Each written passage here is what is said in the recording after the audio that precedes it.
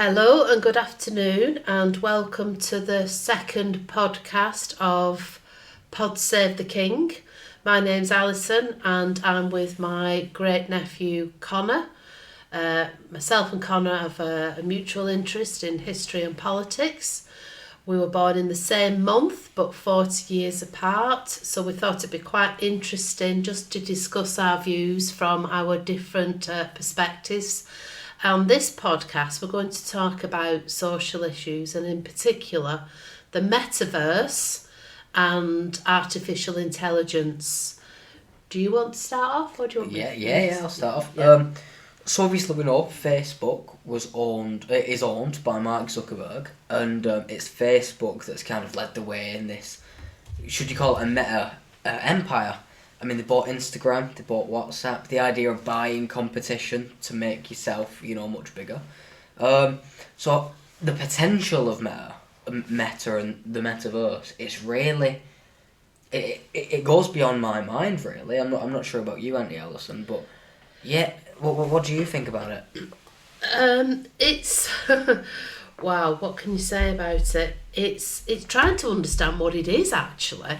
And I've just quickly looked at it from Wikipedia for a definition, and that says, I'm not sure how reliable Wikipedia is, but anyway, it's a working title, it's a working concept to describe the metaverse, which is a network of 3D virtual worlds focused on social connection.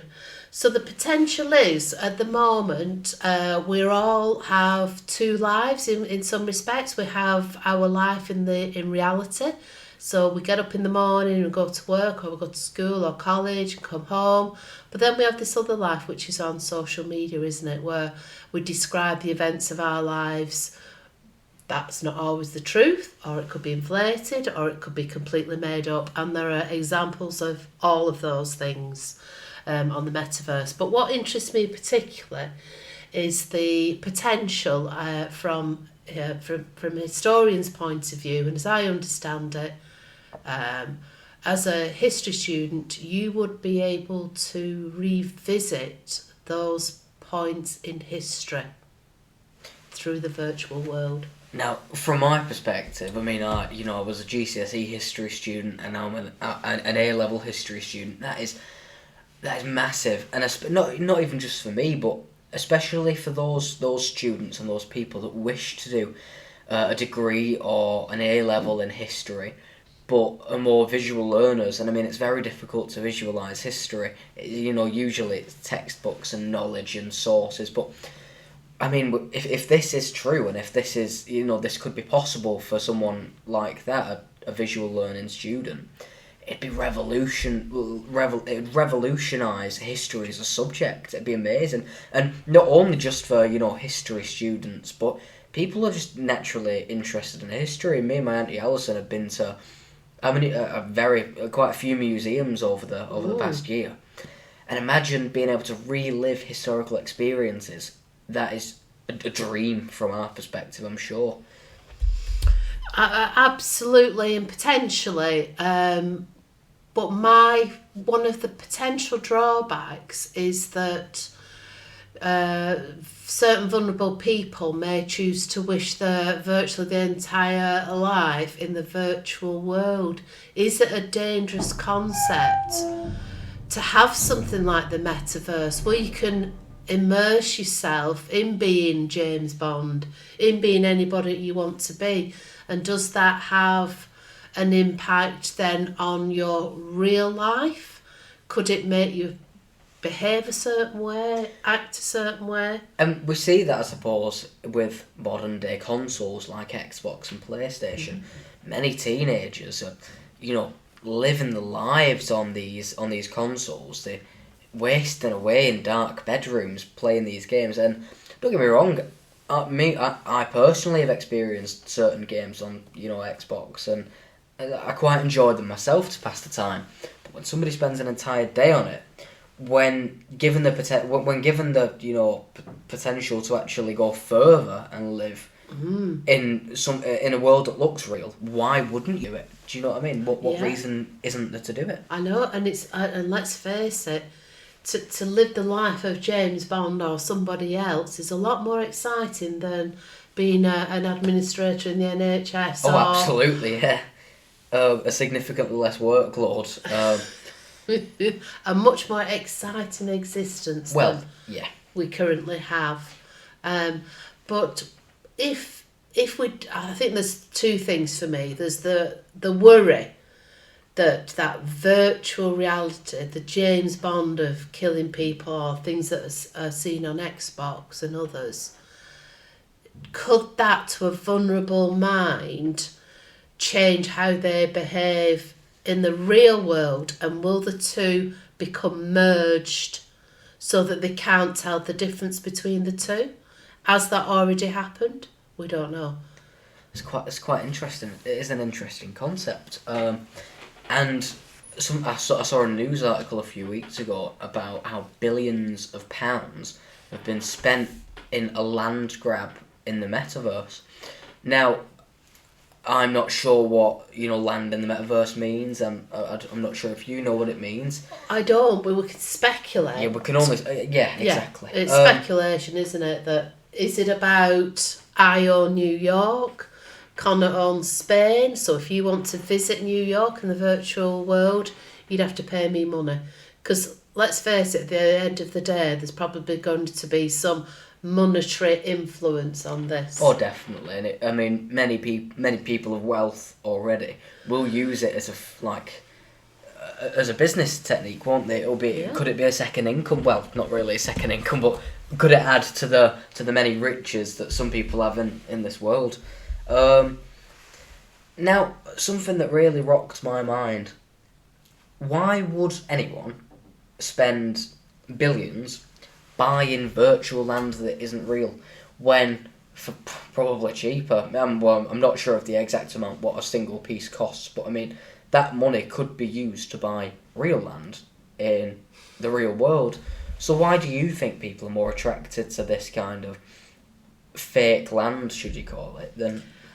I think probably because if the world is your oyster, so say for instance I tomorrow wanted to be an MI5 agent, right, the chances of me achieving that are probably quite slim, let's say, just for the sake of argument.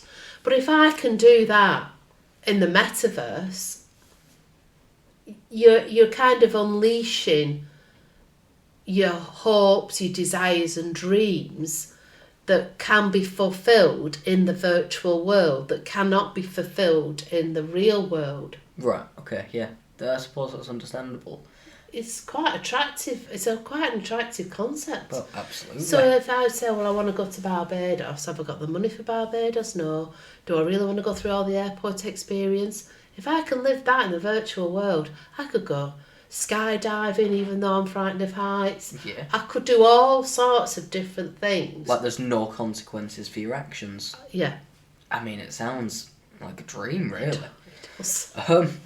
Now, on the topic of the virtual world, on the topic of, the virtual reality and machines, I think it's only right that we mention things like self-driving cars.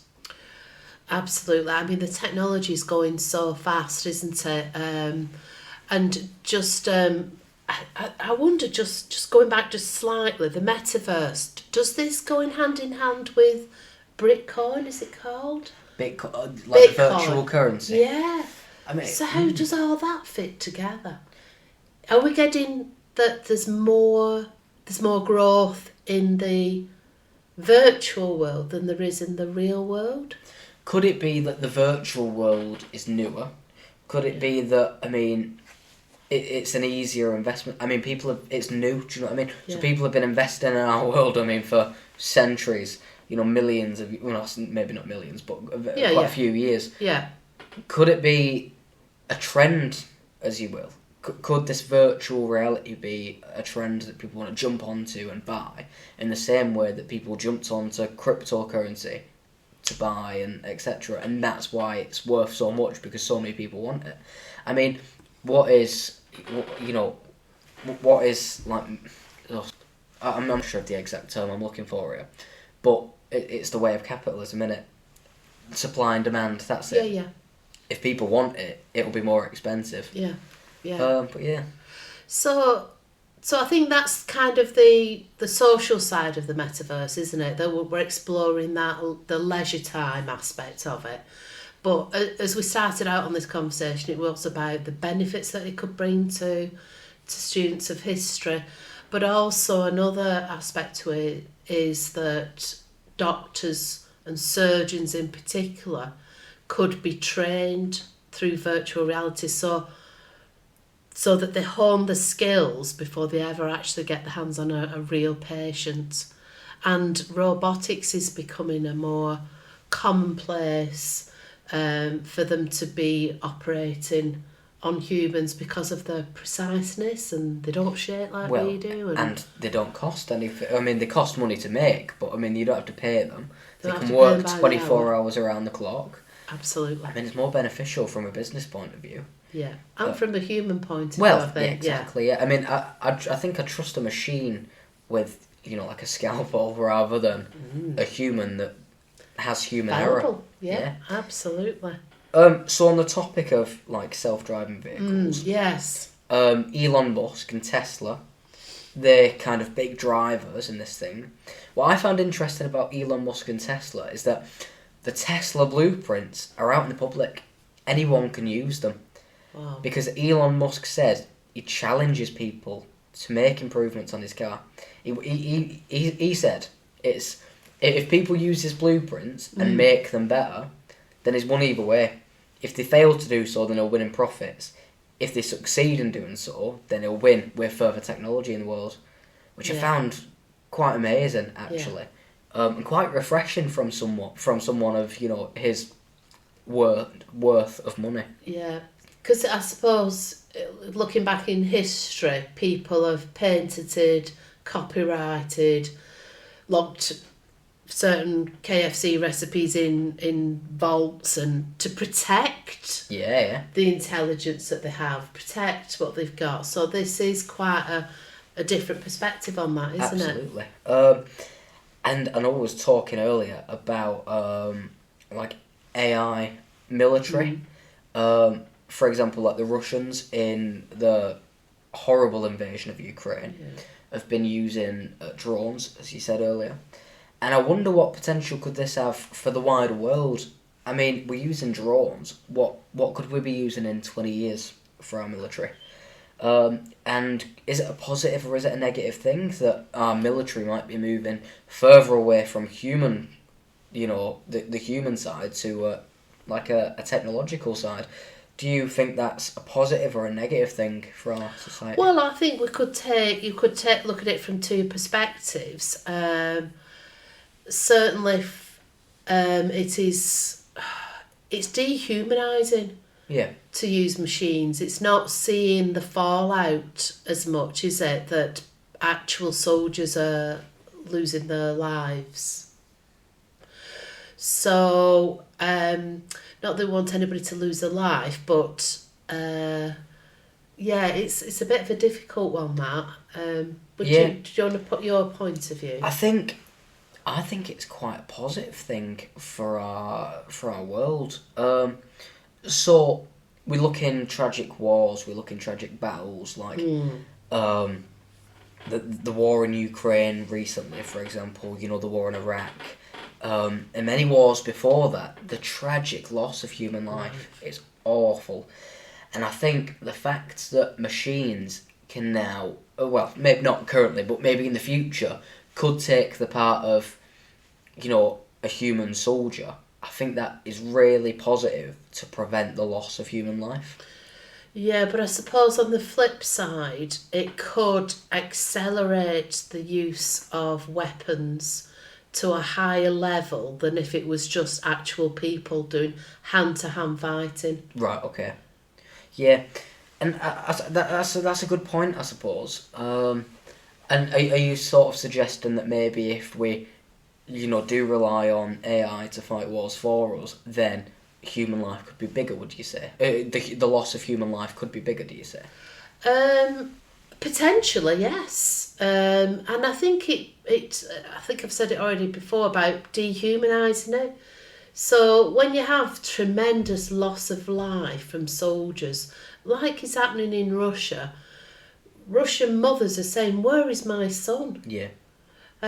So even though in some ways you could say, well, if it takes that element away, that it's actually the machines that's doing the fighting, then there's still going to be a consequence for that, isn't there? In terms of, well, what are they fighting for? And 9 times out of 10, it's always been about land. Yeah, exactly. And so with land comes people. Well, I suppose so, yeah. And that's a really interesting point you draw off. And so I know that the US in recent months have been in the middle of building an AI warship that's manned by no people, so there's no wages being spent to pay the people to be on the ships. It can sail itself. It can detect other ships around it, enemy ships. What do you think the consequences of that could be? Well, obviously, it means that an awful lot of the Air Force, the Navy and the Army are going to see a massive reduction in actual personnel. Yeah.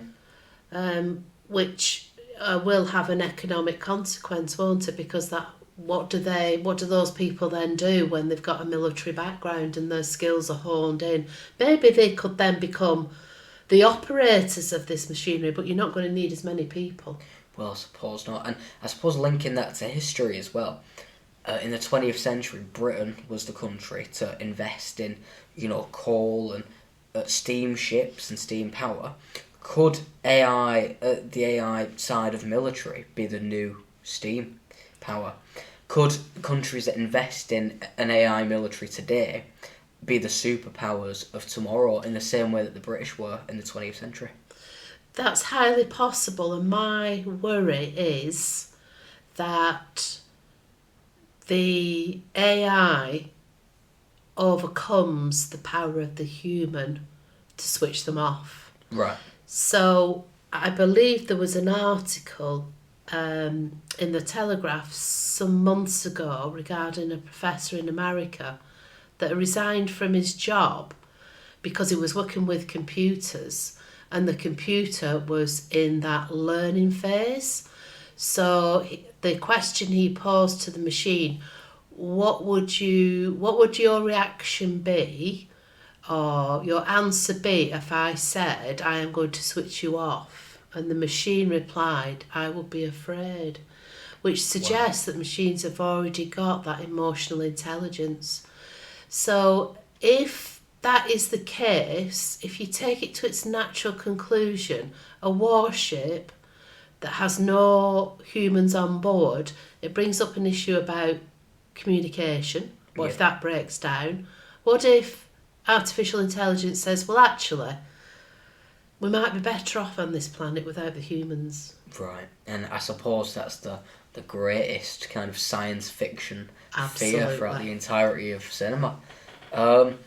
Now, to bring this conversation to a head, because we are running out of time, I think we would like you to send in your opinions about AI and whether you think they could have a negative or positive impact on our society. I mean, could they improve our society or could they destroy our society? It's the do or do not. So you can email us at podsavetheking22@gmail.com. Or you can send us a private message on Instagram at pod.save.the.king. And we look forward to hearing from you. We'll do our absolute best to answer back. And any responses that we're given, we'll read them out at the start of the next podcast. So thank you for listening. That's goodbye from me, Connor, and it's goodbye from him and me. Thank you for listening. See you later.